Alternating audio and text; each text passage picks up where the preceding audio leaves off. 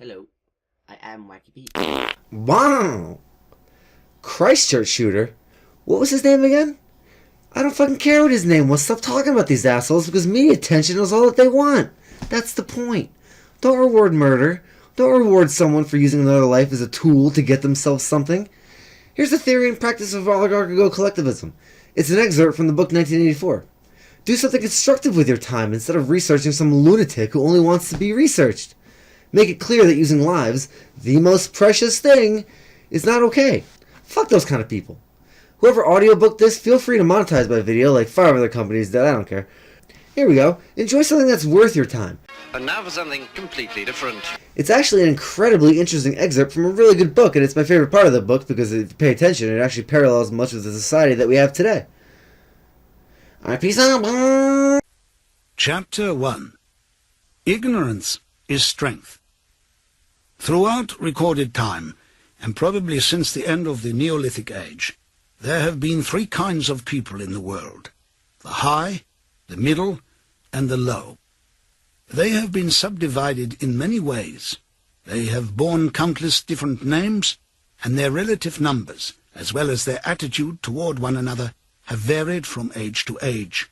But the essential structure of society has never altered.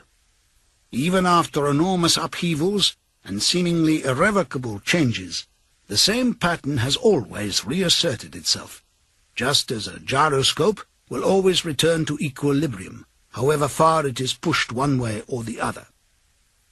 The aims of these 3 groups are entirely irreconcilable. Winston stopped reading, chiefly in order to appreciate the fact that he was reading in comfort and safety. He was alone. No telescreen, no ear at the keyhole, no nervous impulse to glance over his shoulder or cover the page with his hand. The sweet summer air played against his cheek. From somewhere far away there floated the faint shouts of children. In the room itself there was no sound, except the insect voice of the clock. He settled deeper into the armchair and put his feet up on the fender. It was bliss. It was eternity. Suddenly, as one sometimes does with a book of which one knows that one will ultimately read and reread every word, he opened it at a different place and found himself at the 3rd chapter. He went on reading. Chapter 3. War is Peace. The splitting up of the world into 3 great superstates was an event which could be, and indeed was foreseen, before the middle of the 20th century. With the absorption of Europe by Russia and the British Empire by the United States, 2 of the 3 existing powers, Eurasia and Oceania, were already effectively in being. The 3rd, East Asia, only emerged as a distinct unit after another decade of confused fighting. The frontiers between the 3 superstates are in some places arbitrary, and in others they fluctuate according to the fortunes of war. But in general, they follow geographical lines. Eurasia comprises the whole of the northern part of the European and Asiatic landmass, from Portugal to the Bering Strait. Oceania comprises the Americas, the Atlantic Islands, including the British Isles, Australasia, and the southern portion of Africa. East Asia, smaller than the others and with a less definite western frontier, comprises China and the countries to the south of it, the Japanese islands, and a large but fluctuating portion of Manchuria, Mongolia, and Tibet. In one combination or another, these 3 superstates are permanently at war, and have been so for the past 25 years. War, however, is no longer the desperate, annihilating struggle that it was in the early decades of the 20th century.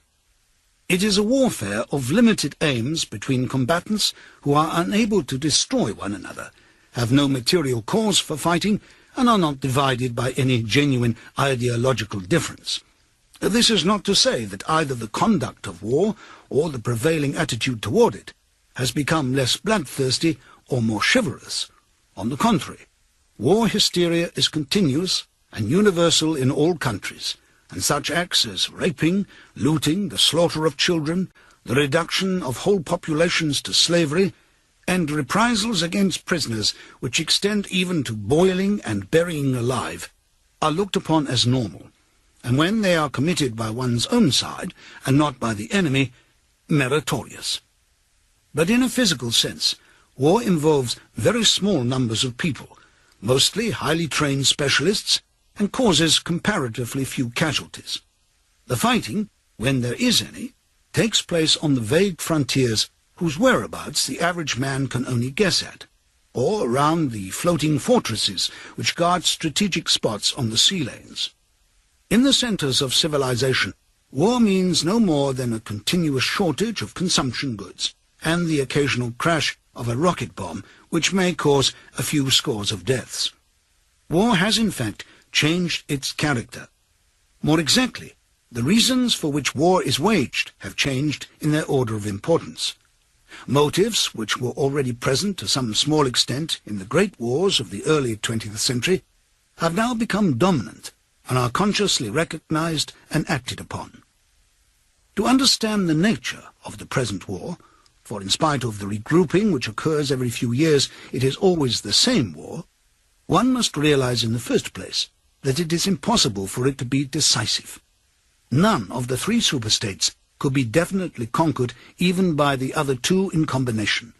They are too evenly matched, and in their natural defences are too formidable. Eurasia is protected by its vast land spaces, Oceania by the width of the Atlantic and the Pacific, Eastasia by the fecundity and industriousness of its inhabitants. Secondly, there is no longer, in a material sense, anything to fight about. With the establishment of self-contained economies in which production and consumption are geared to one another, the scramble for markets, which was a main cause of previous wars, has come to an end, while the competition for raw materials is no longer a matter of life and death. In any case, each of the three superstates is so vast that it can obtain almost all of the materials that it needs within its own boundaries. Insofar as the war has a direct economic effect, it is a war for labour power. Between the frontiers of the superstates, and not permanently in the possession of any of them, there lies a rough quadrilateral with its corners at Tangier, Brazzaville, Darwin, and Hong Kong, containing within it about a fifth of the population of the earth. It is for the possession of these thickly populated regions, and of the northern ice cap, that the three powers are constantly struggling. In practice, no one power ever controls the whole of the disputed area.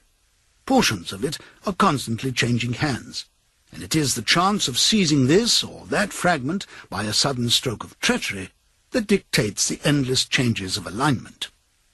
All of the disputed territories contain valuable minerals, and some of them yield important vegetable products, such as rubber, which in colder climates it is necessary to synthesize by comparatively expensive methods.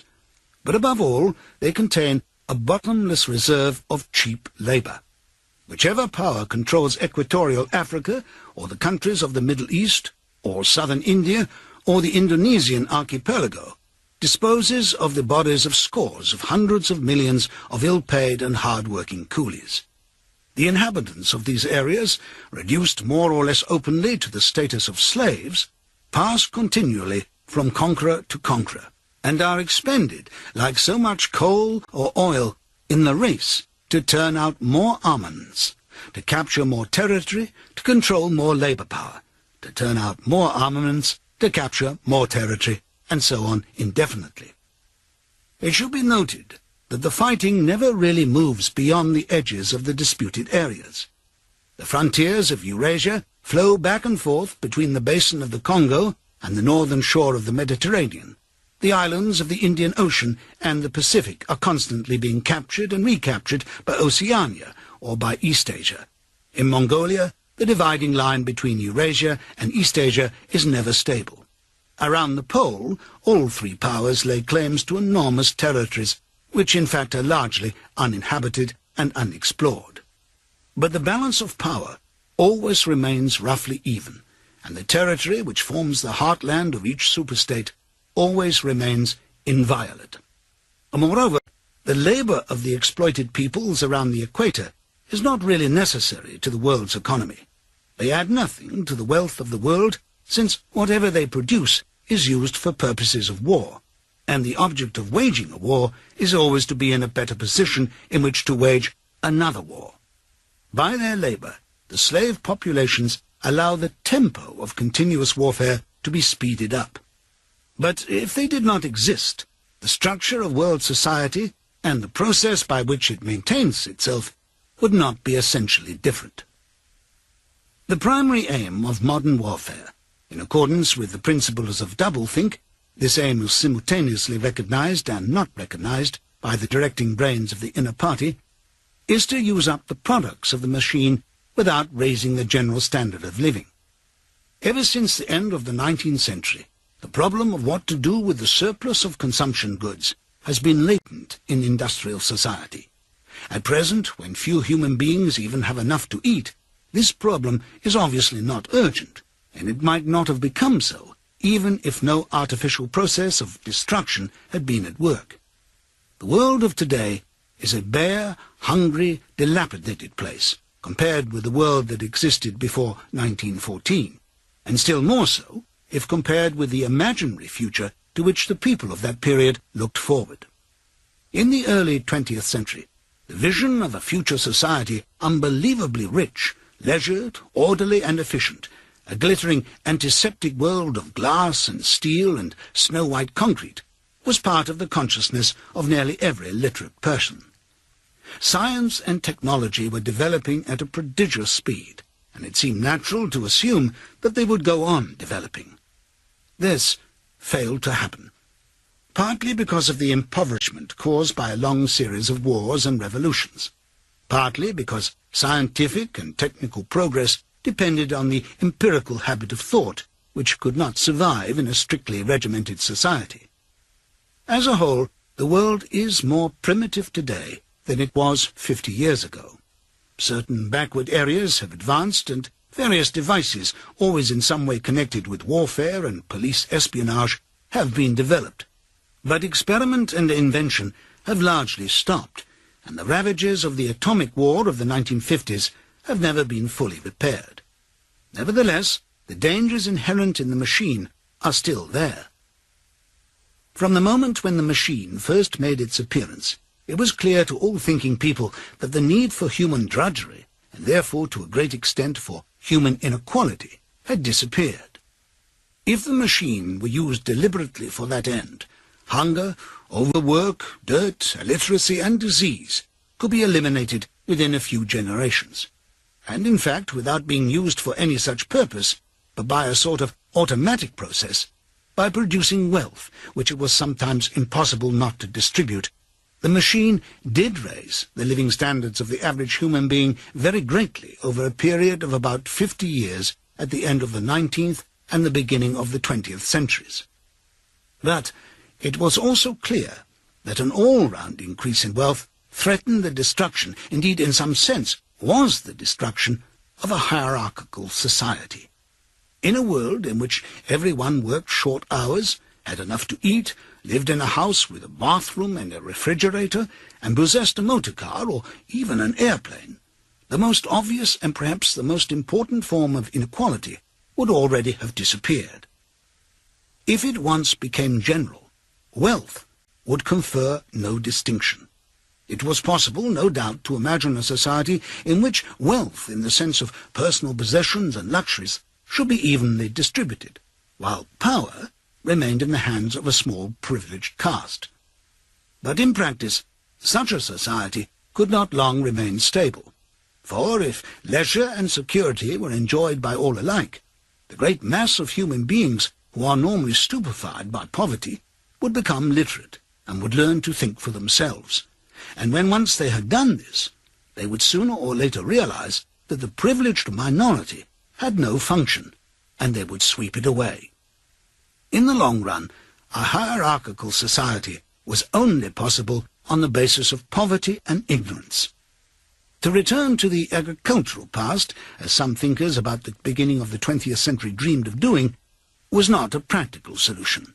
It conflicted with the tendency toward mechanization, which had become quasi-instinctive throughout almost the whole world, and moreover, any country which remained industrially backward was helpless in a military sense, and was bound to be dominated, directly or indirectly, by its more advanced rivals. Nor was it a satisfactory solution to keep the masses in poverty by restricting the output of goods. This happened to a great extent during the final phase of capitalism, roughly between 1920 and 1940. The economy of many countries was allowed to stagnate. Land went out of cultivation, capital equipment was not added to. Great blocks of the population were prevented from working and kept half alive by state charity.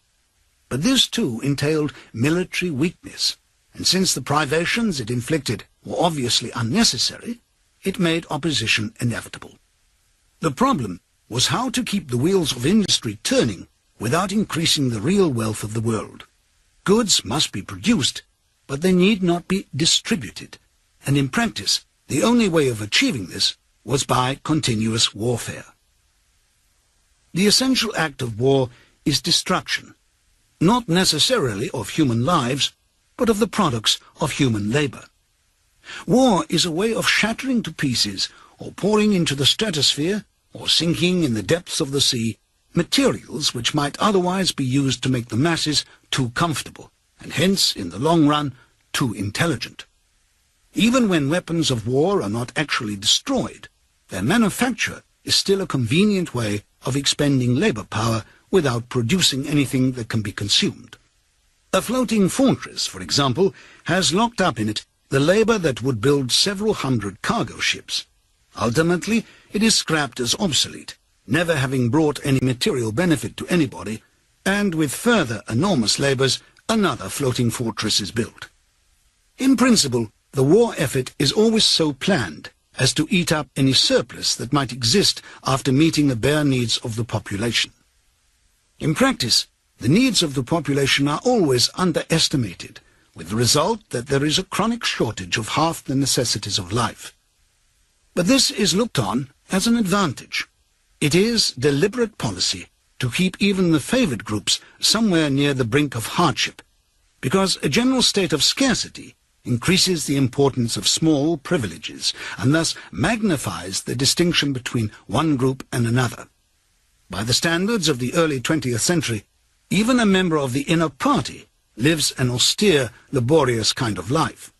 Nevertheless, the few luxuries that he does enjoy, his large, well-appointed flat, the better texture of his clothes, the better quality of his food and drink and tobacco, his 2 or 3 servants, his private motor car or helicopter, set him in a different world from a member of the outer party, and the members of the outer party have a similar advantage in comparison with the submerged masses whom we call the proles. The social atmosphere is that of a besieged city, where the possession of a lump of horseflesh makes the difference between wealth and poverty. And at the same time, the consciousness of being at war, and therefore in danger, makes the handing over of all power to a small caste seem the natural, unavoidable condition of survival. War, it will be seen, not only accomplishes the necessary destruction, but accomplishes it in a psychologically acceptable way. In principle, it would be quite simple to waste the surplus labor of the world by building temples and pyramids, by digging holes and filling them up again, or even producing vast quantities of goods and then setting fire to them. But this would provide only the economic and not the emotional basis for a hierarchical society. What is concerned here is not the morale of the masses, whose attitude is unimportant so long as they are kept steadily at work, but the morale of the party itself. Even the humblest party member is expected to be competent, industrious, and even intelligent within narrow limits.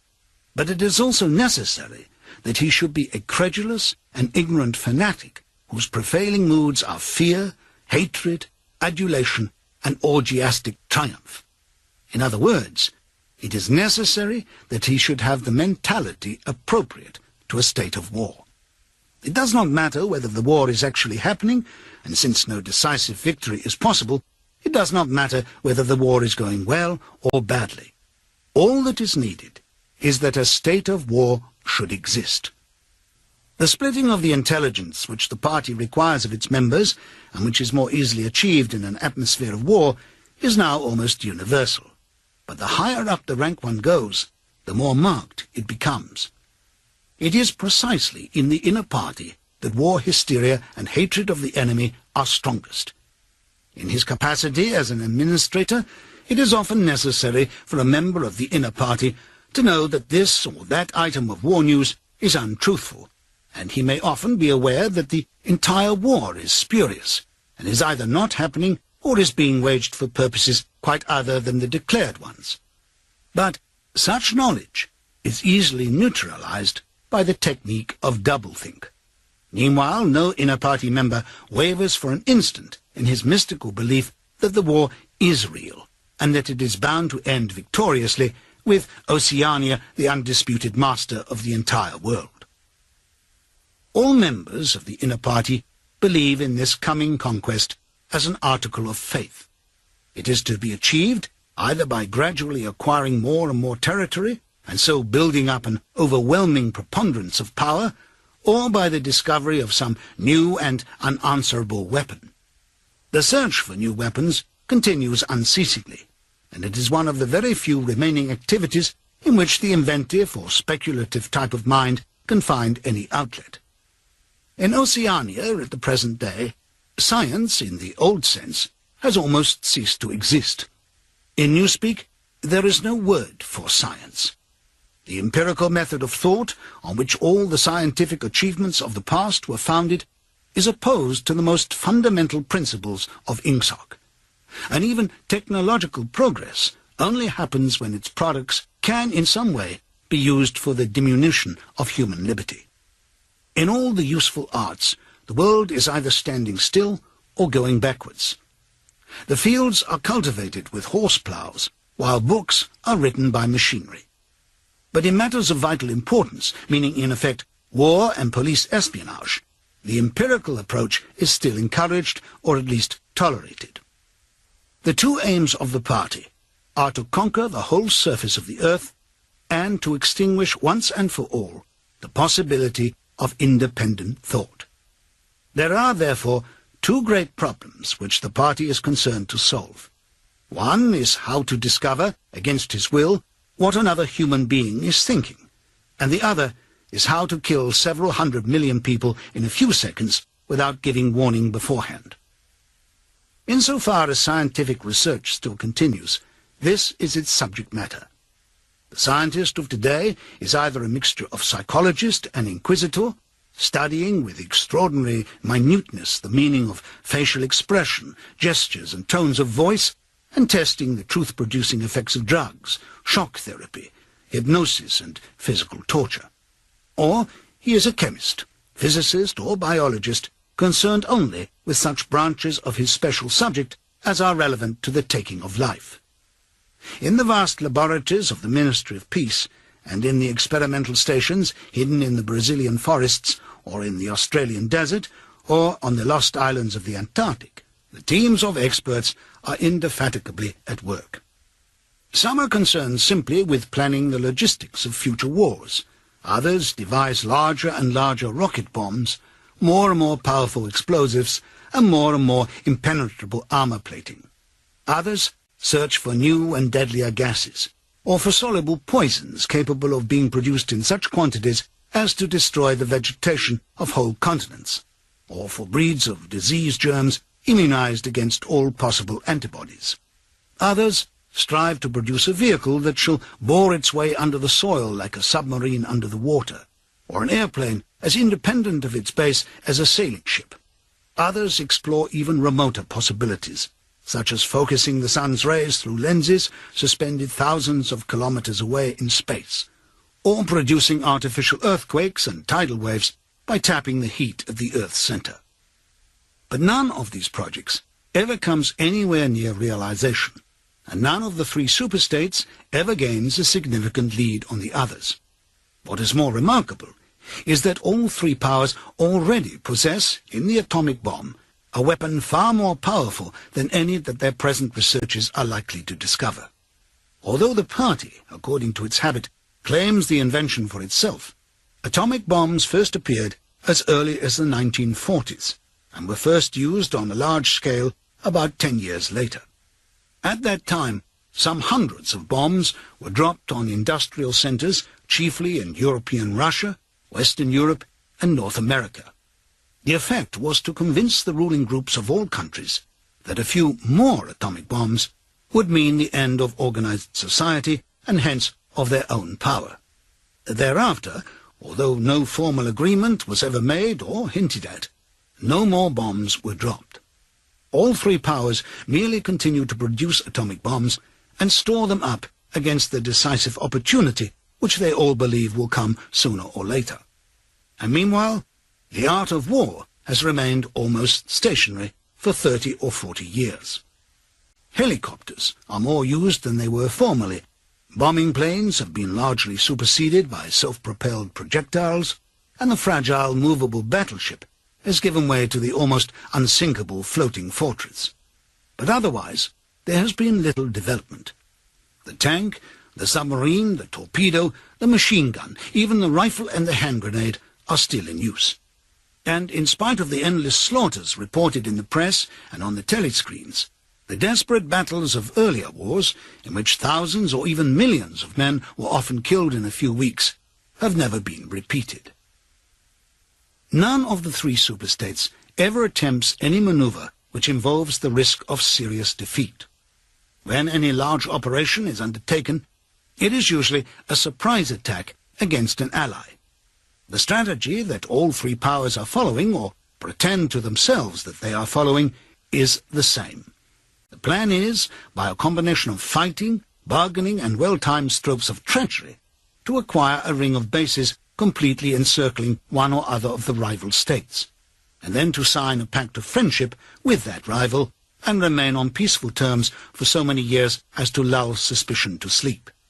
During this time, rockets loaded with atomic bombs can be assembled at all the strategic spots. Finally, they will all be fired simultaneously with effects so devastating as to make retaliation impossible. It will then be time to sign a pact of friendship with the remaining world power in preparation for another attack. This scheme, it is hardly necessary to say, is a mere daydream, impossible of realization. Moreover, no fighting ever occurs except in the disputed areas round the equator and the pole. No invasion of enemy territory is ever undertaken. This explains the fact that in some places the frontiers between the superstates are arbitrary.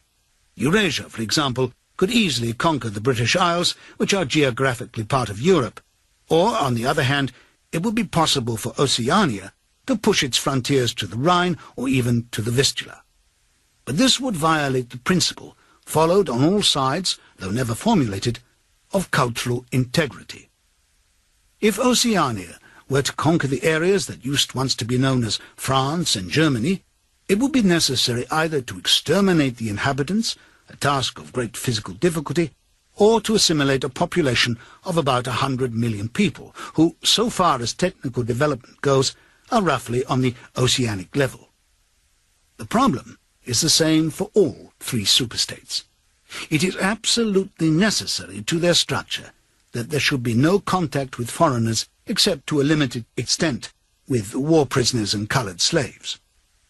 Even the official ally of the moment is always regarded with the darkest suspicion.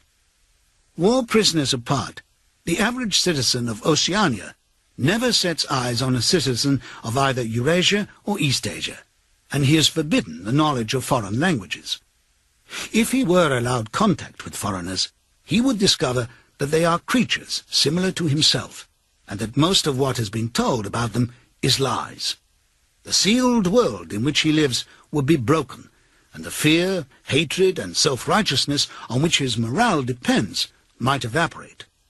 It is therefore realized on all sides that however often Persia or Egypt or Java or Ceylon may change hands, the main frontiers must never be crossed by anything except bombs. Under this lies a fact never mentioned aloud, but tacitly understood and acted upon, namely, that the conditions of life in all three superstates are very much the same. In Oceania, the prevailing philosophy is called ingsoc. In Eurasia, it is called Neo-Bolshevism, and in East Asia, it's called by a Chinese name usually translated as death worship, but perhaps better rendered as obliteration of the self. The citizen of Oceania is not allowed to know anything of the tenets of the other two philosophies, but he is taught to execrate them as barbarous outrages upon morality and common sense. Actually, the three philosophies are barely distinguishable, and the social systems which they support are not distinguishable at all. Everywhere there is the same pyramidal structure, the same worship of a semi-divine leader, the same economy existing by and for continuous warfare. It follows that the three superstates not only cannot conquer one another, but would gain no advantage by doing so. On the contrary, so long as they remain in conflict, they prop one another up like three sheaves of corn. And as usual, the ruling groups of all three powers are simultaneously aware and unaware of what they are doing. Their lives are dedicated to world conquest, but they also know that it is necessary that the war should continue everlastingly and without victory. Meanwhile, the fact that there is no danger of conquest makes possible the denial of reality, which is the special feature of INGSOC, and its rival systems of thought. Here it is necessary to repeat what has been said earlier, that by becoming continuous, war has fundamentally changed its character. In past ages, a war, almost by definition, was something that sooner or later came to an end, usually in unmistakable victory or defeat.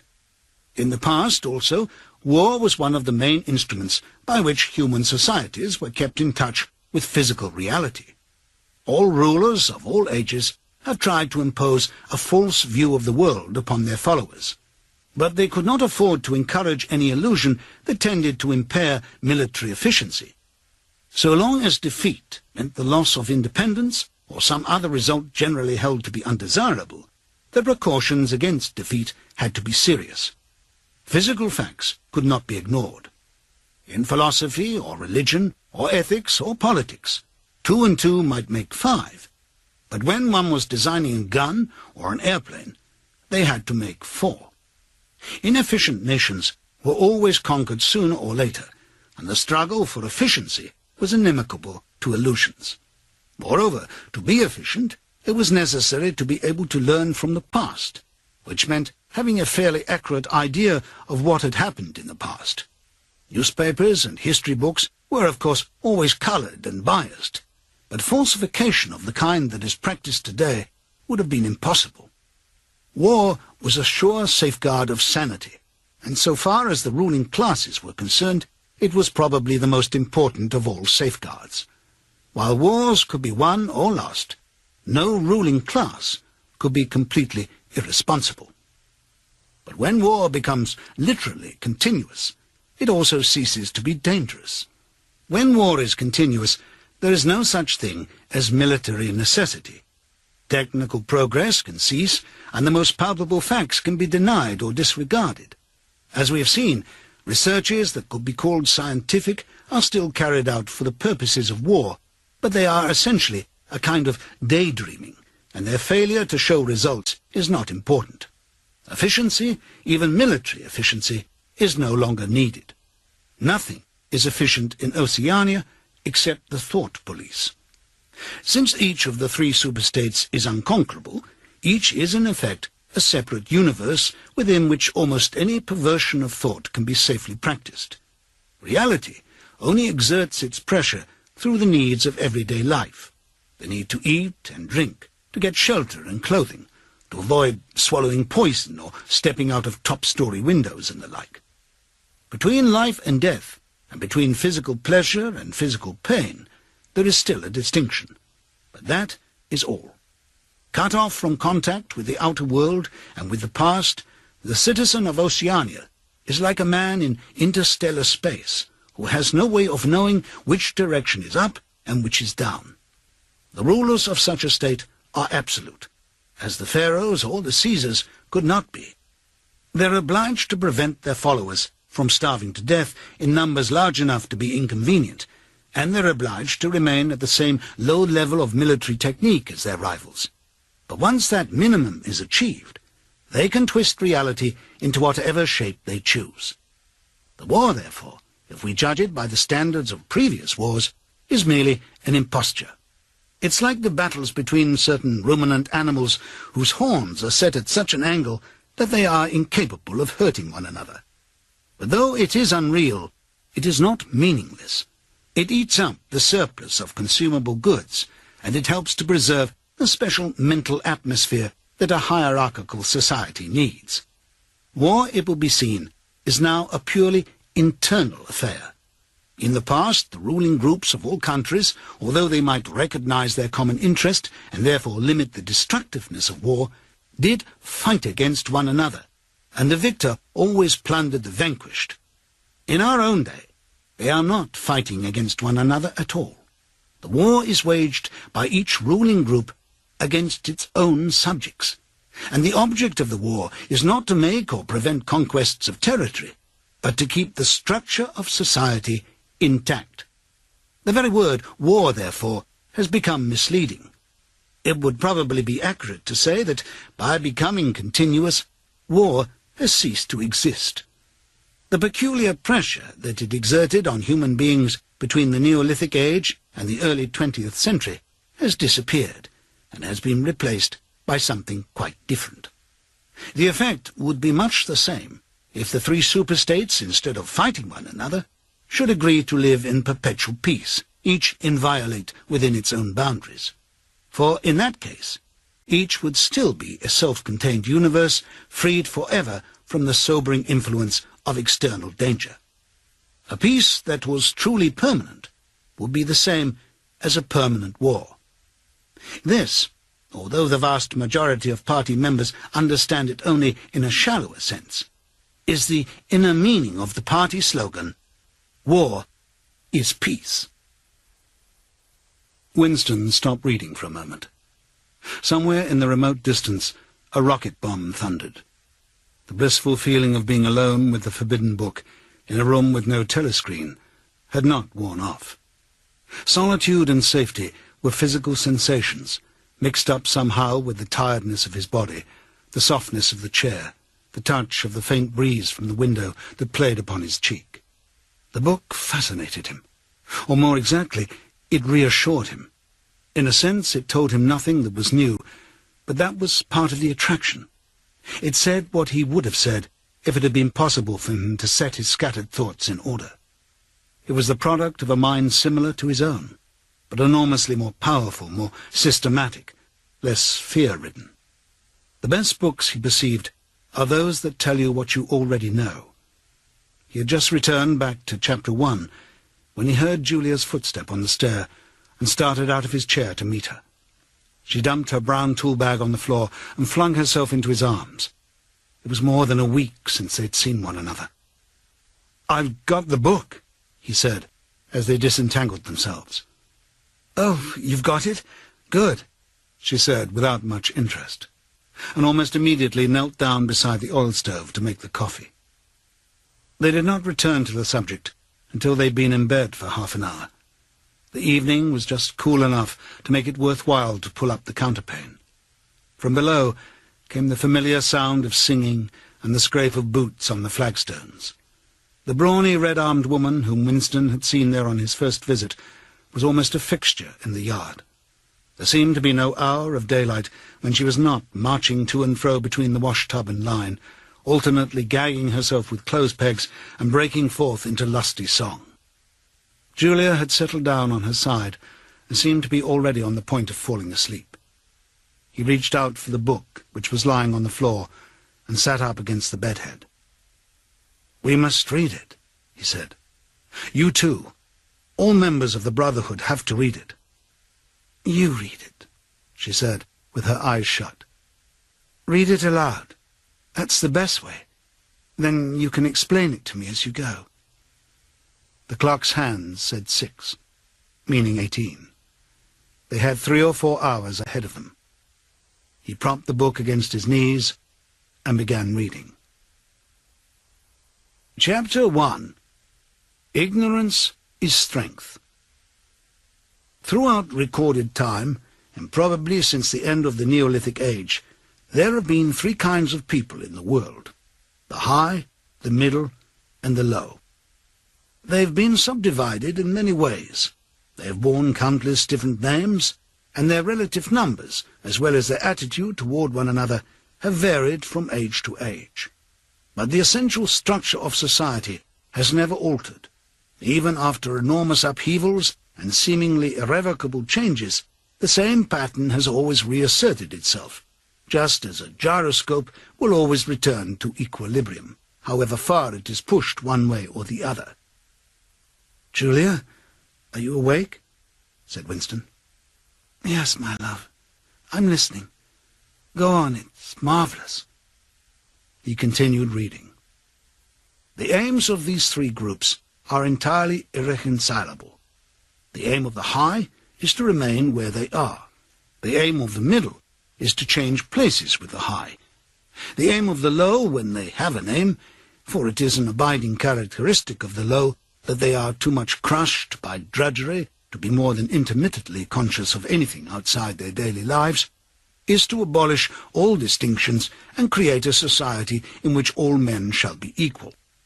Thus, throughout history, a struggle which is the same in its main outlines recurs over and over again.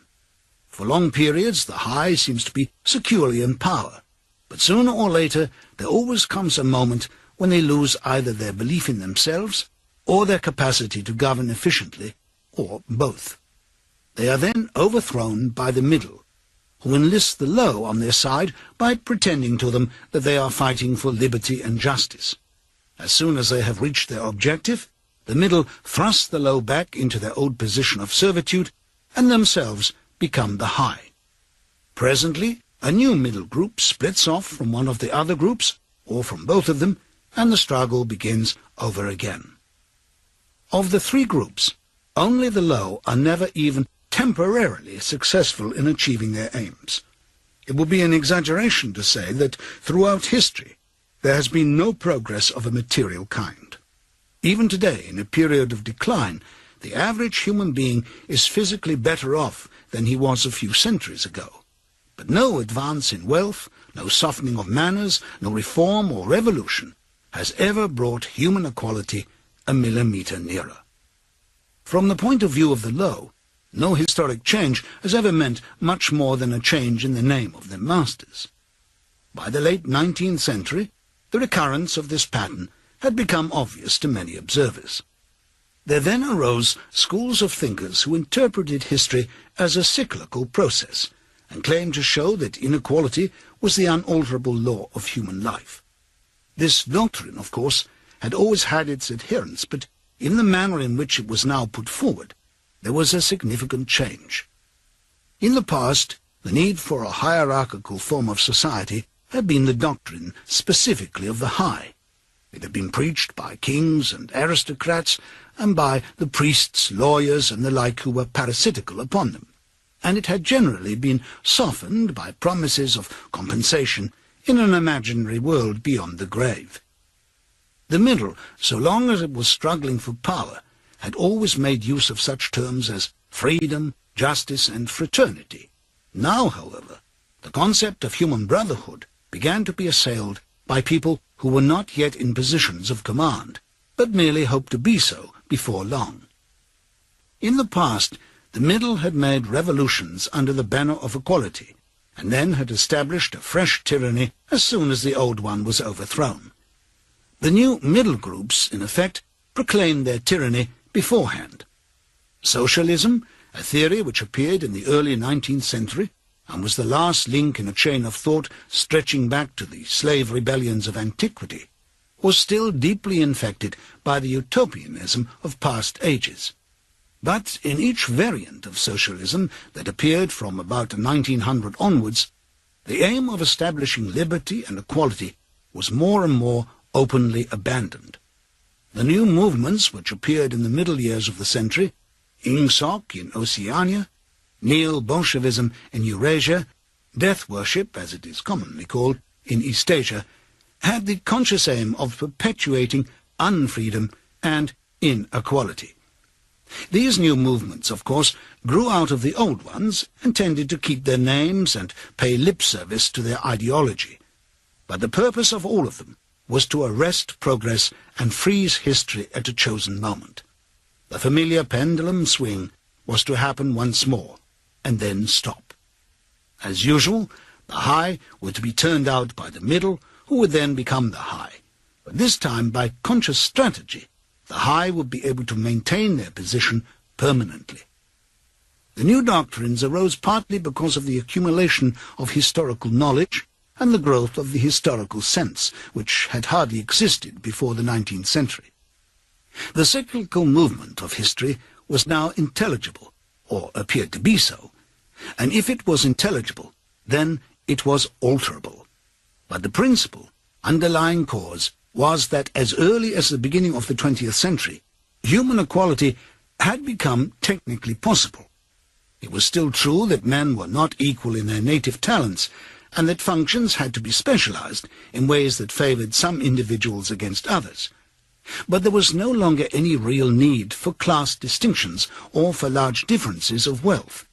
In earlier ages, class distinctions had been not only inevitable, but desirable.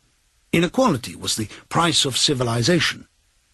With the development of machine production, however, the case was altered. Even if it was still necessary for human beings to do different kinds of work, it was no longer necessary for them to live at different social or economic levels. Therefore, from the point of view of the new groups who were on the point of seizing power, human equality was no longer an ideal to be striven after, but a danger to be averted. In more primitive ages, when a just and peaceful society was in fact not possible, it had been fairly easy to believe in it. The idea of an earthly paradise in which men should live together in a state of brotherhood, without laws and without brutal labor, had haunted the human imagination for thousands of years. And this vision had had a certain hold even on the groups who actually profited by each historic change. The heirs of the French, English, and American revolutions had partly believed in their own phrases about the rights of man, freedom of speech, equality before the law, and the like, and had even allowed their conduct to be influenced by them to some extent. But by the fourth decade of the 20th century, all the main currents of political thought were authoritarian. The earthly paradise had been discredited at exactly the moment when it became realizable.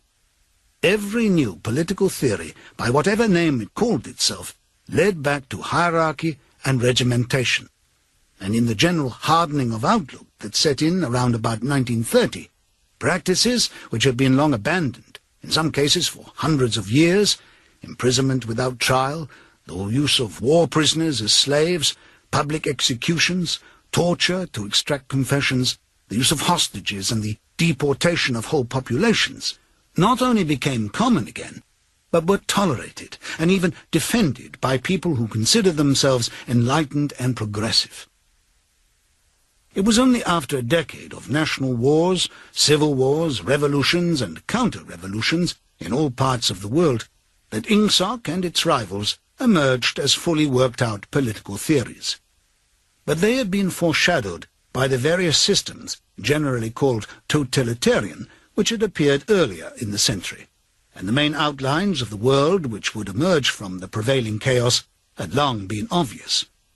What kind of people would control this world had been equally obvious. The new aristocracy was made up, for the most part, by bureaucrats, scientists, technicians, trade union organizers, publicity experts, sociologists, teachers, journalists, and professional politicians. These people, whose origins lay in the salaried middle class and the upper grades of the working class, had been shaped and brought together by the barren world of monopoly industry and centralized government.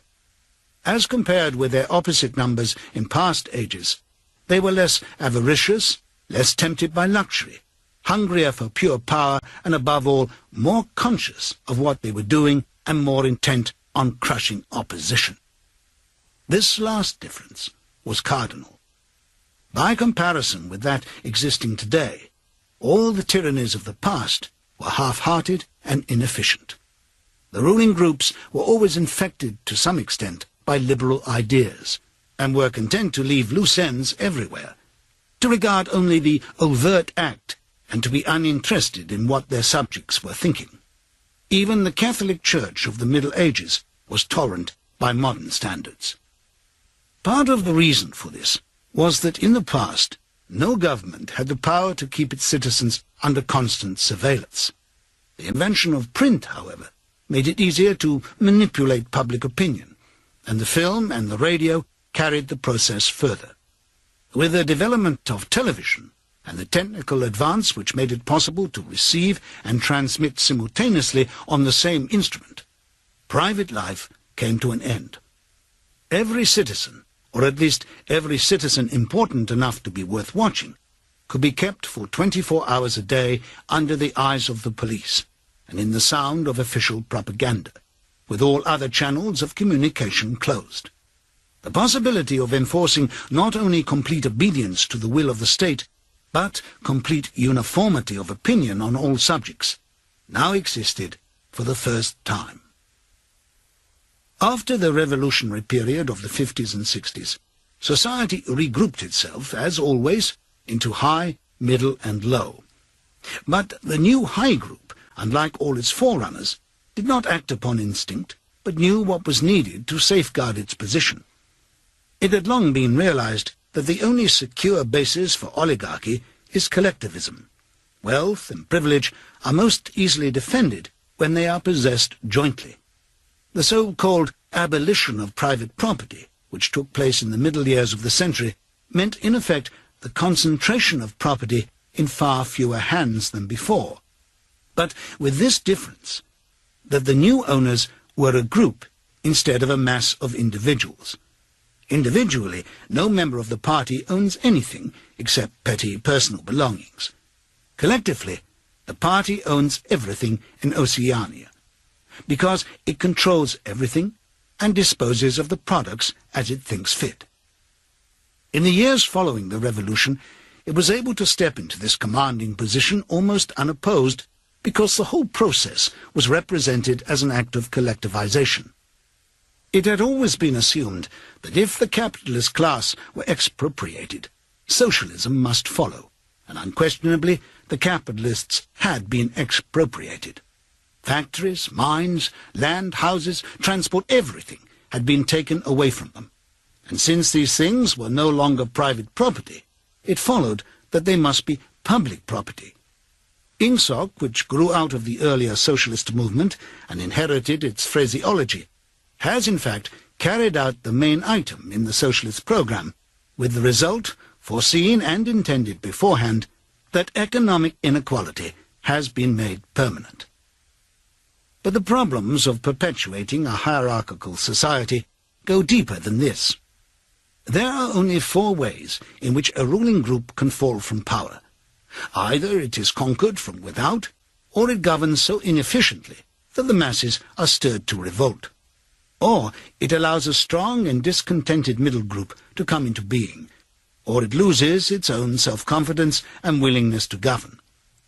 These causes do not operate singly, and as a rule all 4 of them are present in some degree.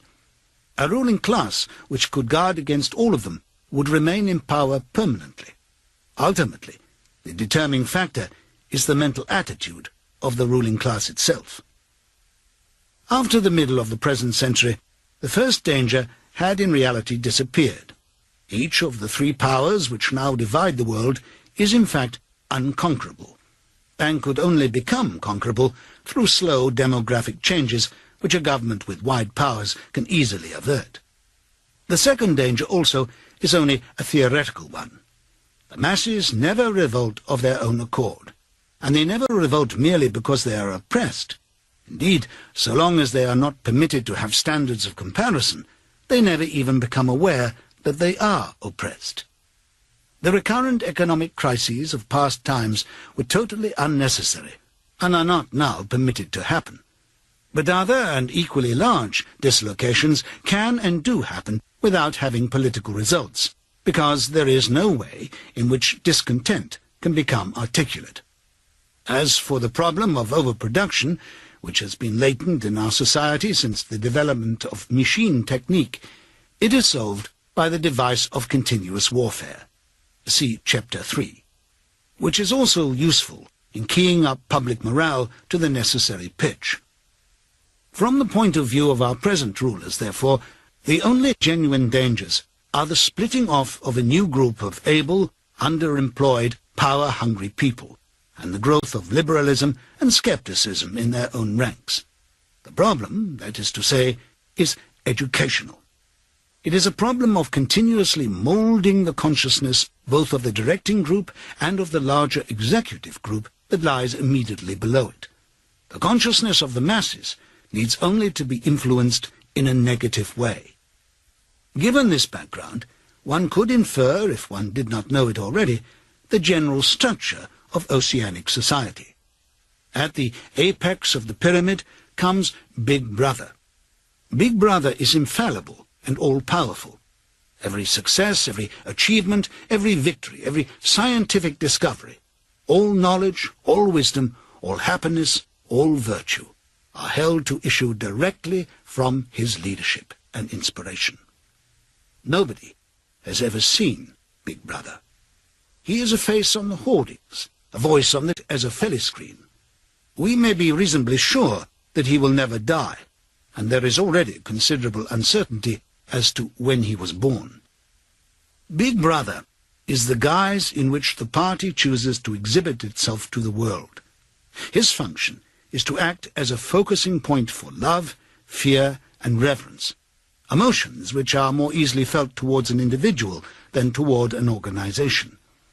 Below Big Brother comes the inner party, its numbers limited to 6 millions or something less than 2% of the population of Oceania. Below the inner party comes the outer party, which, if the inner party is described as the brain of the state, may be justly likened to hands.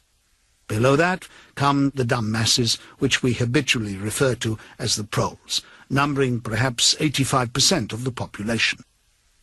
In the terms of our earlier classification, the proles are the low, for the slave populations of the equatorial lands who pass constantly from conqueror to conqueror are not a permanent or necessary part of the structure. In principle, membership in these three groups is not hereditary. The child of inner party parents is in theory not born into the inner party. Admission to either branch of the party is by examination, taken at the age of 16. Nor is there any racial discrimination or any marked domination of one province by another.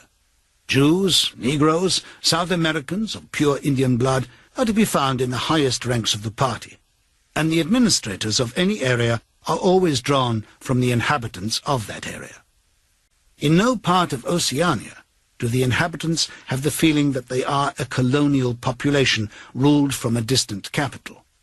Oceania has no capital, and its titular head is a person whose whereabouts nobody knows. Except that English is its chief lingua franca, and Newspeak its official language, it is not centralized in any way. Its rulers are not held together by blood ties, but by adherence to a common doctrine. It is true that our society is stratified, and very rigidly stratified, on what at first sight appears to be hereditary lines. There is far less to and fro movement between the different groups than happened under capitalism or even in the pre-industrial ages. Between the two branches of the party there is a certain amount of interchange, but only so much as will ensure that weaklings are excluded from the inner party and that ambitious members of the outer party are made harmless by allowing them to rise. Proletarians, in practice, are not allowed to graduate into the party. The most gifted of them, who might possibly become nuclei of discontent, are simply marked down by the thought police and eliminated. But this state of affairs is not necessarily permanent, nor is it a matter of principle. The party is not a class in the old sense of the word. It does not aim at transmitting power to its own children as such, and if there were no other way of keeping the ablest people at the top, it would be perfectly prepared to recruit an entire new generation from the ranks of the proletariat. In the crucial years, the fact that the party was not a hereditary body did a great deal to neutralize opposition. The older kind of socialist, who had been trained to fight against something called class privilege, assumed that what is not hereditary cannot be permanent. He did not see that the continuity of an oligarchy needs not be physical, nor did he pause to reflect that hereditary aristocracies have always been short-lived, whereas adoptive organizations, such as the Catholic Church, have sometimes lasted for hundreds or thousands of years. The essence of oligarchical rule is not father-to-son inheritance, but the persistence of a certain worldview and a certain way of life, imposed by the dead upon the living. A ruling group is a ruling group so long as it can nominate its successors. The party is not concerned with perpetuating its blood, but with perpetuating itself. Who wields power is not important, provided that the hierarchical structure remains always the same. All the beliefs, habits, tastes, emotions, mental attitudes that characterize our time are really designed to sustain the mystique of the party and prevent the true nature of present-day society from being perceived. Physical rebellion, or any preliminary move toward rebellion, is at present not possible. From the proletarians, nothing is to be feared. Left to themselves, they will continue from generation to generation and from century to century, working, breeding, and dying, not only without any impulse to rebel, but without the power of grasping that the world could be other than it is. They could only become dangerous if the advance of industrial technique made it necessary to educate them more highly. But since military and commercial rivalry are no longer important, the level of popular education is actually declining. What opinions the masses hold or do not hold is looked on as a matter of indifference. They can be granted intellectual liberty because they have no intellect. In a party member, on the other hand, not even the smallest deviation of opinion on the most unimportant subject can be tolerated. A party member lives from birth to death under the eye of the thought police. Even when he is alone, he can never be sure that he is alone. Whenever he may be asleep or awake, working or resting, in his bath or in bed, he can be inspected without warning, and without knowing that he is being inspected. Nothing that he does is indifferent. His friendships, his relaxations, his behavior towards his wife and children, the expression of his face when he is alone, the words he mutters in sleep, even the characteristic movements of his body, are all jealously scrutinized. Not only any actual misdemeanor, but any eccentricity, however small, any change of habits, any nervous mannerism that could possibly be the symptom of an inner struggle, is certain to be detected. He has no freedom of choice in any direction whatever. On the other hand, his actions are not regulated by law or by any clearly formulated code of behavior. In Oceania, there is no law. Thoughts and actions which, when detected, mean certain death, are not formally forbidden, and the endless purges, arrests, tortures, imprisonments, and vaporizations are not inflicted as punishment for crimes which have actually been committed, but are merely the wiping out of persons who might perhaps commit a crime at some time in the future. A party member is required to have not only the right opinions, but the right instincts. Many of the beliefs and attitudes demanded of him are never plainly stated, and could not be stated without laying bare the contradictions inherent in Ingsoc. If he is a person naturally orthodox, in newspeak a good thinker, he will in all circumstances know, without taking thought, what is the true belief or the desirable emotion. But in any case, an elaborate mental training, undergone in childhood and grouping itself round the newspeak words crime stop, black-white, and double-think, makes him unwilling and unable to think too deeply on any subject whatever. A party member is expected to have no private emotions and no respites from enthusiasm. He is supposed to live in a continuous frenzy of hatred of foreign enemies and internal traitors, triumph over victories, and self-abasement before the power and wisdom of the party. The discontents produced by his bare, unsatisfying life are deliberately turned outwards and dissipated by such devices as the 2 minutes hate and the speculations which might possibly induce a sceptical or rebellious attitude are killed in advance by his early acquired inner discipline. The first and simplest stage in the discipline, which can be taught even to young children, is called, in newspeak, crime stop. Crime stop means the faculty of stopping short, as though by instinct, at the threshold of any dangerous thought. It includes the power of not grasping analogies, of failing to perceive logical errors, of misunderstanding the simplest arguments, if they are inimical to insoc, and of being bored or repelled by any train of thought which is capable of leading in a heretical direction. Crime stop, in short, means protective stupidity. But stupidity is not enough. On the contrary, orthodoxy in the full sense demands a control over one's own mental processes as complete as that of a contortionist over his body. Oceanic society rests ultimately on the belief that Big Brother is omnipotent and that the party is infallible. But since in reality Big Brother is not omnipotent and the party is not infallible, there is need for an unwearying moment-to-moment flexibility in the treatment of facts. The key word here is black-white. Like so many newspeak words, this word has 2 mutually contradictory meanings. Applied to an opponent, it means the habit of impudently claiming that black is white, in contradiction of the plain facts. Applied to a party member, it means a loyal willingness to say that black is white when party discipline demands this. But it means also the ability to believe that black is white, and more, to know that black is white and to forget that one has ever believed the contrary. This demands a continuous alteration of the past, made possible by the system of thought which really embraces all the rest, and which is known in newspeak as doublethink. The alteration of the past is necessary for 2 reasons, one of which is subsidiary and, so to speak, precautionary. The subsidiary reason is that the party member, like the proletarian, tolerates present-day conditions partly because he has no standards of comparison.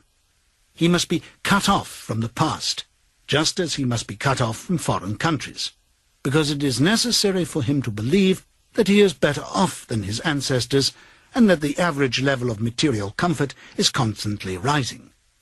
But by far the more important reason for the readjustment of the past is the need to safeguard the infallibility of the party. It is not merely that speeches, statistics, and records of every kind must be constantly brought up to date in order to show that the predictions of the party were in all cases right. It is also that no change of doctrine or in political alignment can ever be admitted.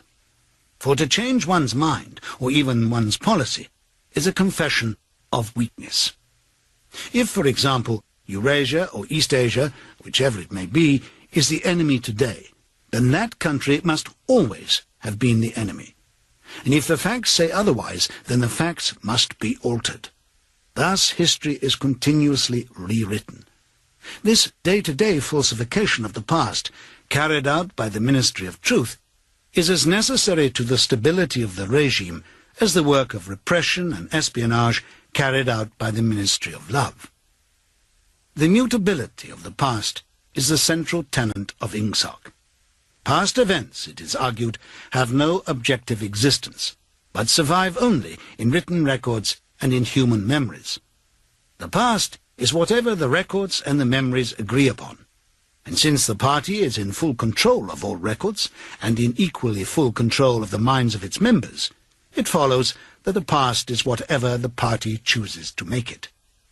It also follows that though the past is alterable, it never has been altered in any specific instance. But when it is being recreated in whatever shape is needed at the moment, then this new version is the past, and no different past can ever have existed.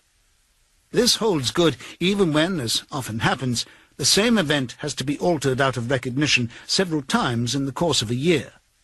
At all times, the party is in possession of absolute truth, and clearly the absolute can never have been different from what it remembers now. It will be seen that the control of the past depends above all on the training of memory. To make sure that all written records agree with the orthodoxy of the moment is merely a mechanical act. It is also necessary to remember that events happened in the desired manner. And if it is necessary to rearrange one's memories or to tamper with written records, then it is necessary to forget that one has done so.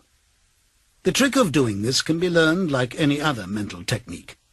It is learned by the majority of party members, and certainly by all who are intelligent as well as orthodox. In old speak, it is called, quite frankly, reality control. In new speak, it's called doublethink, although doublethink comprises much else as well.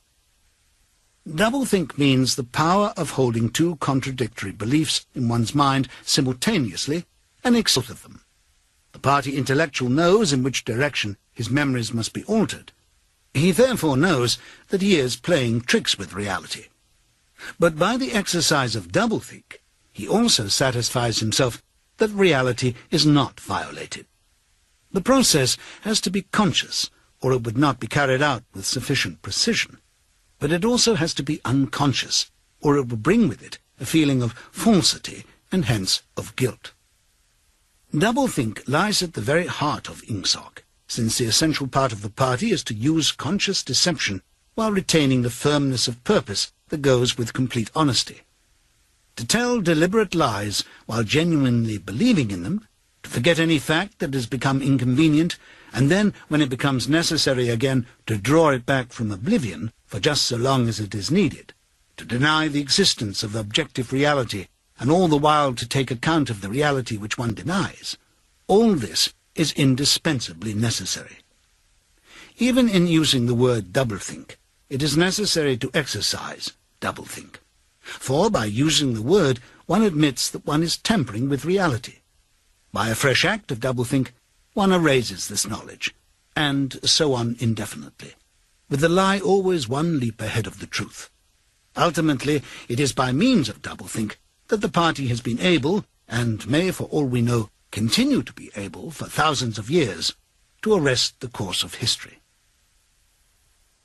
All past oligarchies have fallen from power either because they ossified or because they grew soft. Either they became stupid and arrogant, failed to adjust themselves to changing circumstances and were overthrown, or they became liberal and cowardly, made concessions when they should have used force, and once again were overthrown. They fell, that is to say, either through consciousness or through unconsciousness. It is the achievement of the party to have produced a system of thought in which both conditions can exist simultaneously, and upon no other intellectual basis could the dominion of the party be made permanent. If one is to rule, and to continue ruling, one must be able to dislocate the sense of reality. For the secret of rulership is to combine a belief in one's own infallibility with the power to learn from past mistakes. It need hardly be said that the subtlest practitioners of doublethink are those who invented doublethink and know that it is a vast system of mental cheating. In our society, those who have the best knowledge of what is happening are also those who are furthest from seeing the world as it is. In general, the greater the understanding, the greater the delusion. The more intelligent, the less sane. One clear illustration of this is the fact that war hysteria increases in intensity as one rises in the social scale. Those whose attitude toward the war is more nearly irrational are the subject peoples of the disputed territories. To these people, the war is simply a continuous calamity which sweeps to and fro over their bodies like a tidal wave. Which side is winning is a matter of complete indifference to them. They are aware that a change of overlordship means simply that they will be doing the same work as before for new masters who treat them in the same manner as the old ones.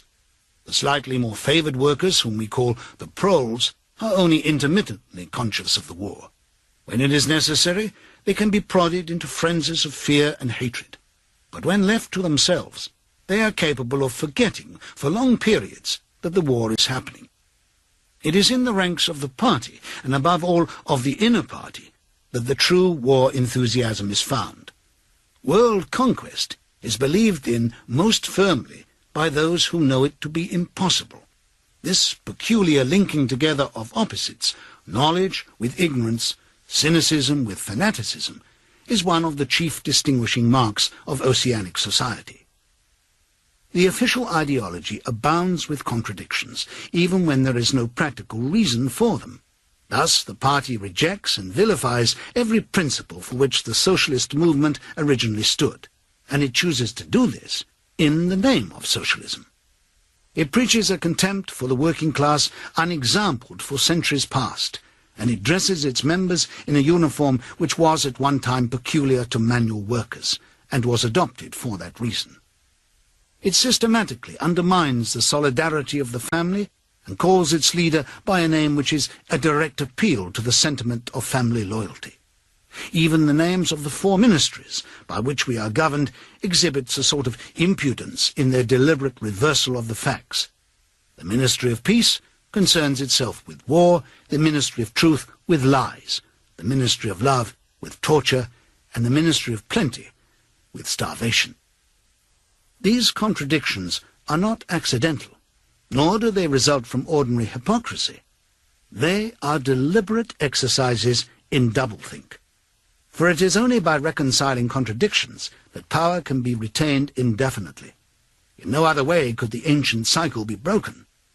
If human equality is to be forever averted, if the high, as we have called them, are to keep their places permanently, then the prevailing mental condition must be controlled insanity. But there is one question which until this moment we have almost ignored. It is, why should human equality be averted? Supposing that the mechanics of the process have been rightly described, what is the motive for this huge, accurately planned effort to freeze history at a particular moment of time? Here we reach the central secret.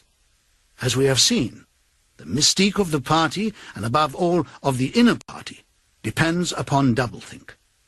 But deeper than this lies the original motive, the never-questioned instinct that first led to the seizure of power and brought doublethink, the thought police, continuous warfare, and all the other necessary paraphernalia into existence afterwards. This motive really consists... Winston became aware of silence.